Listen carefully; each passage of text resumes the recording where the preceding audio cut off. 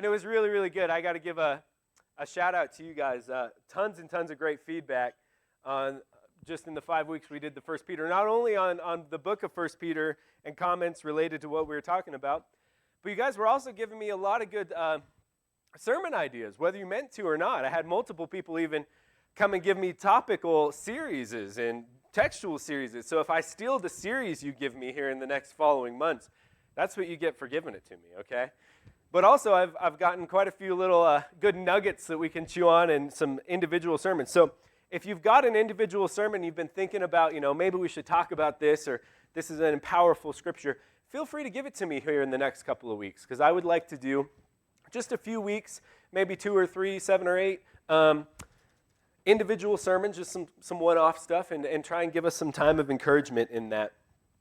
So that's what I want to do today, and we're going to be in the book of Luke here in just a second. So if you want to grab your Bibles, that's where we're going to be hanging out mostly today. But before we dive into the text and dive into the Word, I know this isn't super conventional, but nobody's ever called me a conventional dude. But before we dive into the Scripture today, I want to talk about my doggy.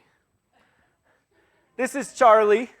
Many of you guys know Charlie, especially if you came to the movie night. He wanted to know you and your hot dog and what you tasted like when he gave you kisses, right? And so, yeah, Charlie he's a good boy. He's also a big floofy boy. I didn't put the picture up there. Whenever we comb him, we get like a basketball size of hair because he's just constantly leaving hair everywhere. But he's an adventurous dog. He likes to go with me anywhere. Anytime I hop in the truck, he thinks he needs to go along with me. So he's always riding shotgun in the truck. He loves to go play in the water at the lake and go camping and all of that. He is a great adventure dog, and we love him very much. And he's also very, very cuddly. Here's Gemma. He loves to be cuddly, but sometimes he's too cuddly. Sometimes he'll just like hop into bed like he did with Bella when she stayed with us. Or sometimes he likes to sleep on my face, apparently. And that's where I draw the line for a little too cuddly. But I do love him. He's a very, very good boy. And he takes, he's pretty chill. He's pretty chill. But Charlie was not always a super chill dog. If you didn't know, we got Charlie 2 years ago, almost exactly 2 years ago. And we got Charlie from the Nun family because they were about to move. And Charlie had only been with the nuns for like a couple of months, and they had rescued him from a pretty rough home, and he was still a puppy. So I think he was like probably 6 months, definitely less than a year old. And they had rescued him, and so he went from a life where he was just chained to a pole to living out on the farm where he could just run around and chase goats and chase little boys everywhere. And then he came to our house. And he was still a puppy. And so he did puppy things. I was just trying to think of a quick list of things that were important to me that he chewed. We'll start with my $100 headphones that still have bite marks in them. I appreciate that. My backpack that he decided the straps no longer needed to be attached to. Did not appreciate that one. One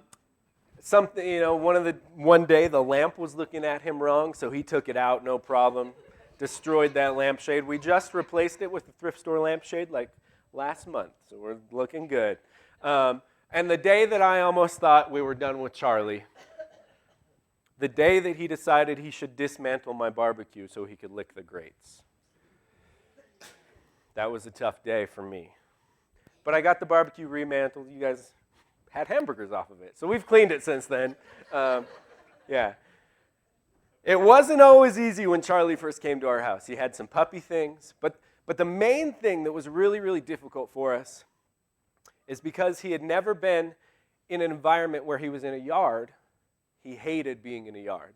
And I tell this story all the time because I just think it's ridiculous and funny. But anytime he would be put in the yard, anytime we'd have to go run errands or anything, you don't live at your house all day, every day, right? He would go in the yard and he would, once we all left, decide he needed to escape. So instead of your conventional dog methods of escaping, digging under, jumping over, here's what Charlie would do. He would take his head and ram it into the fence until a picket broke and he could walk out the hole that he had just created with his thick skull, literally. And this happened a lot. We struggled with this. We struggled with this. And here's the thing. He wanted to escape. He wanted to get out so badly, but he didn't have anywhere to go. So he'd go wander around the neighborhood, 10 minutes, half an hour, and then he'd just come back and sit on the porch and wait for somebody to come home. And if nobody came home in the next hour, he'd go wander around again with no place to go, and he'd just come back and sit on the front porch and wait for somebody to come home. Why? Because home was where he got fed, he was loved, he was cuddled, and the world, it was out there, and he had to escape to it, but he had nowhere to go. He had nothing out there. Everything was home, but he felt like he had to escape because he was in a literal box, right? A nice big giant yard of a box, but he felt like he had to escape the box. Believe it or not, we're not just going to talk about Charlie today. I just thought you might want to see some cute pictures. I feel like Christians feel the same way sometimes as Charlie when he first came to our house. Sometimes I think people, maybe just people, feel like we're put in a box and we have to escape. And so if you're new to Christianity or you're new to faith or you're new to following Jesus, this thing right here that's weird that we call church feels like a box. It feels like you're trapped. It feels like the whole world is out there for you to explore, and you're stuck with these people at this place, at this time, with these rules, and we make these things a problem in our brain. People do that. And so all we want to do is escape. People want to escape Christianity because it's a box that they don't want to be put in. So what do? Well, sometimes we do the same thing. We ram our head into something until we can escape. But is it something we really need to escape from? Or is it something we should be comfortable in? We'll talk about that today. And I wanted to talk about it, and as I was thinking about Charlie, I thought of a great story that we haven't talked about in a couple of years, because this is what people do. The story of the prodigal son. A person who wanted to escape the box so badly. If you've never read the story of the prodigal son, that's where we're going to be hanging out today, Luke chapter 15. It starts in about verse 11, and the entirety of it goes through verse 20 or 32. And we're not going to be able to talk about everything in it today, but the prodigal son, a human who felt like he was in a box so bad that he had to escape. But really, was it what he really needed to escape? Well, read with me here. Luke chapter 15. We're going to start in verse 11, and I just want to read a couple of verses to get us started here. Luke chapter 15, verses 11, 12, and 13, okay? And this is Jesus talking. This is a parable, so a teaching story from Jesus. So Jesus said, there was a man who had 2 sons, and the younger of them said to his father, "Father, give me my share of property that's coming to me." And he divided his property between them. Not many days later, the younger son gathered all that he had, and he took a journey into a far country. And there he squandered his property in reckless living. So at the very beginning of this parable, this teaching story, this is a story from Jesus, we get introduced to the character, right? The son. The prodigal son is what we call this story. But we get introduced, and this son is the younger brother. Did you notice that as you read the story? There's 2 sons, and the younger of them said to his father, "Father, give me my inheritance early," right? Basically. Well, if you know anything about the share of property that should be coming to you or the inheritance, one thing that's pretty clear about an inheritance is that you don't just get to ask for your inheritance ahead of time whenever you want, right? An inheritance is something that is promised to you at a later date. But the younger son comes forward to dad and he says, "I feel like I'm in a box. Give me what's due to me later so I can have it now." And sometimes we take some time digging through this story because we don't understand all the cultural things, right? Some of the cultural things we don't understand is that this being the younger brother, this is totally wrong. Because what should happen to this family? Well, when dad gets old, when dad passes, his inheritance is now given to the older brother who continues on the family, continues on doing what the father had done, continues their business that they had established, or whatever it might be. And then to the younger brother. So the older brother just got skipped over so the younger brother could have his now. That's not right, is it? All of this is because the younger brother feels like he's trapped and he wants to escape. We don't know exactly what he didn't like about being home and working for his father and waiting for his inheritance or any of those things. We don't know what the deal was, but all we know is that he wanted to get out and go to a foreign country and live the way that he wanted to live. So what we see in verse 13 is he does exactly that. He gets out of the box. He's no longer trapped. He escapes, and he takes a journey into a far country where he squanders his property in reckless living. He's living life the way he wants to live life, isn't he? However he wants. We don't know exactly what it looks like, but we can probably fill in the gaps for what we would do in reckless living in a foreign country. Probably nothing responsible. Probably nothing moral. He wanted to escape and see what the world was all about, right? But here's the thing. Where we ended right here in verse 13, we see that he no longer has money. He squandered his property in reckless living. So what's he got now in the world? Well, if you go into the world and you don't have anything, you will be taken care of, right?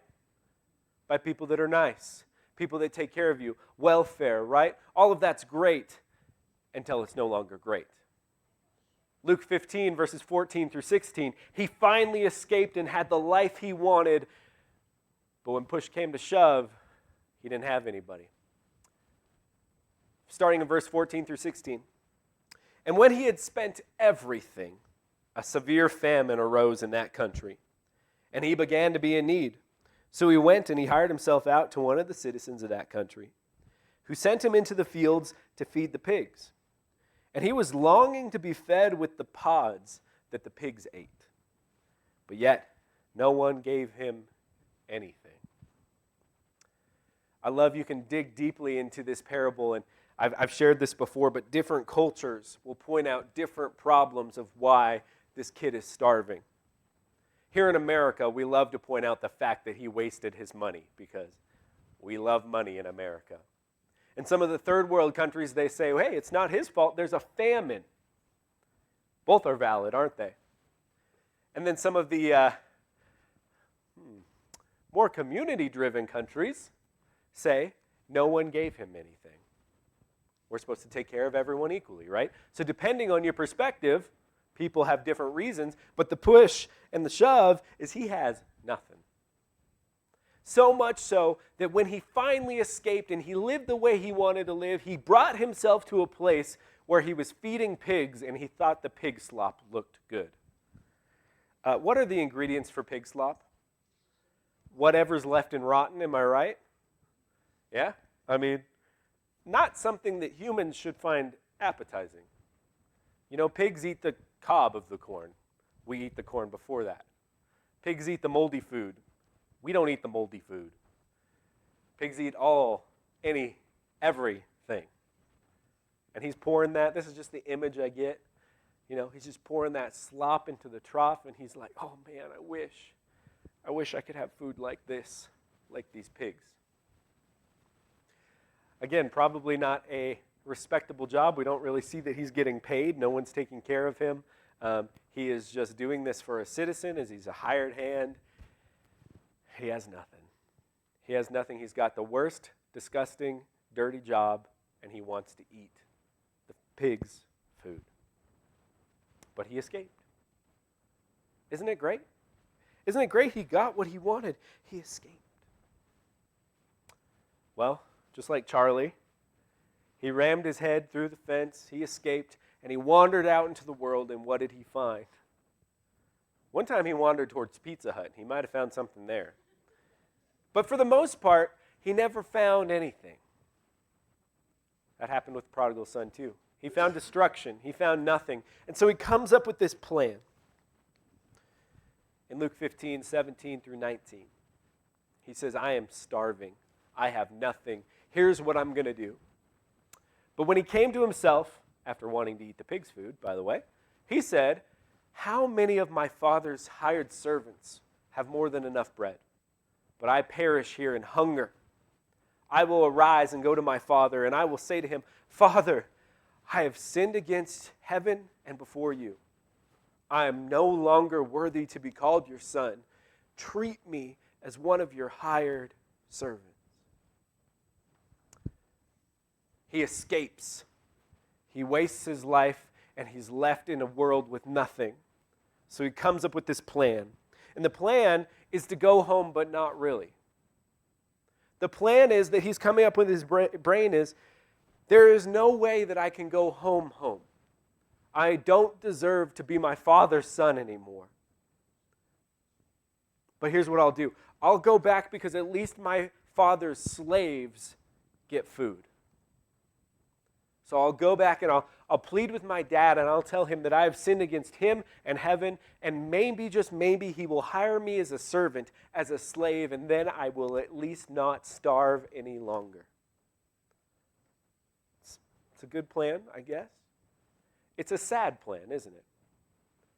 Everything from the moment that the son escapes the box he feels like he's in, the story gets sadder and sadder. It'll get better, but it gets sadder. And he's come to this place where he's so low that he knows he can no longer be a part of the family, but he'll be a slave to his brother and his father, which once took care of him. But they kept him in a box. So he's going to put his plan into action, right? As we pick up here in verse 20, the plan is set into action, just like Charlie coming home to sit on the front porch, right? 15 verses 20 through 24. "And he arose and he came to his father." Things are going to plan, right? "But while he was still a long way off, his father saw him and felt compassion. And he ran and embraced him and kissed him. And the son said to him, 'Father, I have sinned against heaven and before you. I'm no longer worthy to be called your son.' But the father said to his servants, 'Bring quickly the best robe, put it on him, and bring a ring on his hand and shoes on his feet, and bring in the fattened calf and kill it. Let us eat and celebrate. For my son was dead and he is alive again. He was lost and is found.' And they began to celebrate." Oh man, what a pivotal transition in the story, right? I just love this piece. The son's got the plan. It's going to work out. He's going to be a slave if his dad just has a little ounce of mercy, right? So he goes back to his dad, and from a long way away, his father sees him. A long ways away. And he feels compassion for him. And this picture, this is so great. He runs to his son. This is one of my favorite pictures. You can find this one. I'd love a print of this, if anybody ever comes across a print of this. The father runs to the son, hugs and kisses him, because he loves him, right? But in the midst of the father running to him, the son still has the plan. And this is just hilarious to me because it's so human. He starts giving his pre-planned speech. He's like, "Dad, I know I'm no longer worthy to be called your son. I have sinned under heaven and to you." And he's going to try and ask to be a servant, right? Not realizing the gravity of what's happening as his father dangles on him. Because his father loved him, had compassion on him, ran to him and kissed him, and states, "My son was dead and now is alive. He was lost and is now found." He doesn't care what the son has done. He doesn't care where the son has been. He doesn't care about the son's financial status. All he cares about is the son.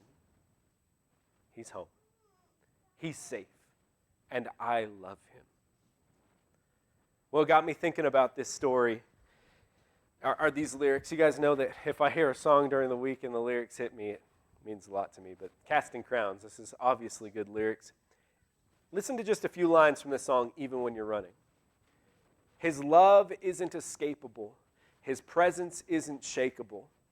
Right now you don't believe it's true. A better day is coming. And you don't need another place to hide. He'll find you in your darkest night. His love is holding on to you, even when you're running. Even when you're running. It's this part in the story that you can see it's a parable, it's a teaching story. Because this might be about some father and some son that goes and wastes his money, but you know what this story is really about? It's about the father and the children. And that's why these song lyrics mean so much to me. These song lyrics about the father and the children. And we, as children, we as prodigal sons, feel like we have to escape. Dare I say, like Casting Crowns did, we feel like we have to go running. Because it's a box we're trapped in, right? But when things fall apart, and when the world isn't as we expected it to, the Father still loves us, even when we're running. And this picture right here, even when we're running, He comes running. He comes running for us because we are back home. Did you see the things that the Father did for the Son? He throws a party. He brings the best robe and the finest ring, and He kills the fattened calf. He is celebrating that His Son has come home. So like I said, this story is not just about a father and a son. It's about the Father and all of us as children. Because I think all of us fall into this trap of feeling boxed in. It's a human thing. And so we feel like we have to slam our heads against the pickets and escape. But we go out into the world and we start running. But when we realize that there's nothing out there, and we come home and we think maybe, just maybe, I'll be allowed to survive. The Father doesn't say, oh, you're allowed to survive here. He comes running and throws a party that we have come to Him. That's Christianity right there in a nutshell, isn't it? It's not just a story about a father and son. It's about God, and it's about us. And we are prodigals all the time when we feel like we have to escape. We're like Charlie all the time when we feel like we have to escape. And I just think that's such a funny parallel to talk about our big fluffy dog. Because he would go nowhere. And he would just come home and sit on the porch. And even times when I'd go hop in the car and try and find him, he'd be running down the street, and he'd look over and see the car and just stop and be like, and I'd pull over, open the door, he'd be like, yeah, let's go. And he'd be back in the car, right? Because he knows who loved him.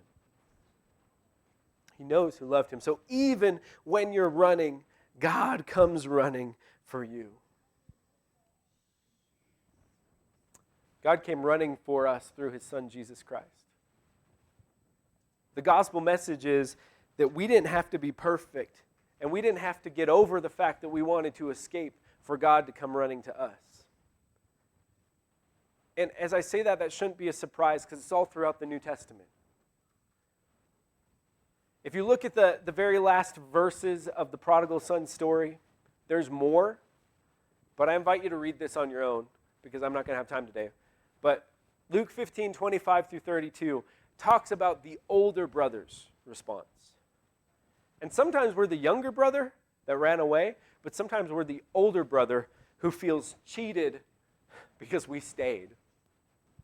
And we didn't get a party. That's what Christians feel like sometimes too, right? So read this one.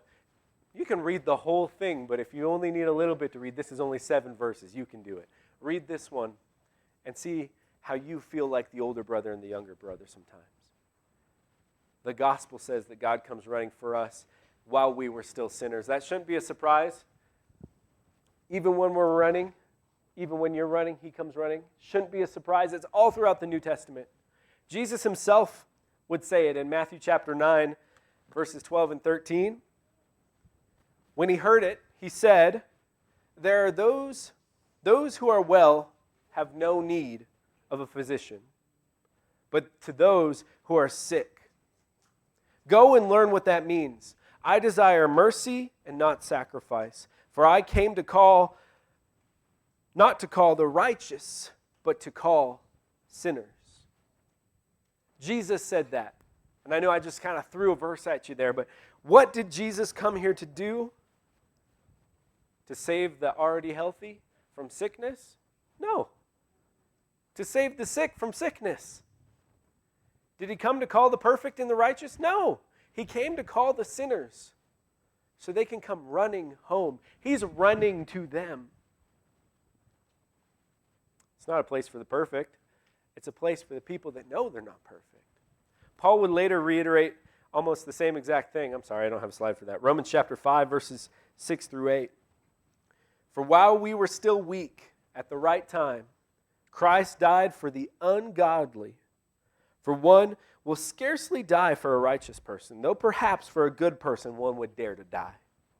But God shows his love for us, and that while we were still sinners, Christ died for us. So how I'm putting it today is, even when you're running, he comes running for you. Even while you were still a sinner, even while you were imperfect, even when you ran away, he comes running for you. That should be pretty encouraging to us today, I hope. If you are a Christian, you can find comfort in that. Today's sermon is not for you to go bang your head against the fence and see what the world is like, okay? Today is a time to remember, if you're a Christian, that he came running for you so you can stick with him at home. The Father takes care of us, and he gives us this family that takes care of one another. And it's the best life we will ever have, just like Charlie at home. He gets fed all the time. He gets treats. He gets whatever Courtney decides to give him off her plate that night. He gets pets. He gets cuddles. He gets to play with a Frisbee and destroy it in the backyard. He has the best life. We have the best life in Christ. So it's not a challenge to see how far can you go running till Jesus runs back to you. It's a call to remember that he ran to you and brought you home. But if you're not a Christian today, I want you to know that even when you're running, he comes running. Even when you feel like you've sinned so bad, or you've abandoned the church, or you've abandoned people of Christians, or whatever your hang-up might be, we all got one, right? The church has hurt a lot of people. Christians have hurt a lot of people. Whatever you think it might be, I want you to know that he's coming running for you. So let him come up to you, hug you, embrace you, kiss you, and take you home. If you're not a Christian today, find one of those Christians around you, because their job is to tell you how amazing this home is. And tell them you want to be a part of it. And tell them that you were running, but you know he came running for you. Thank you, guys.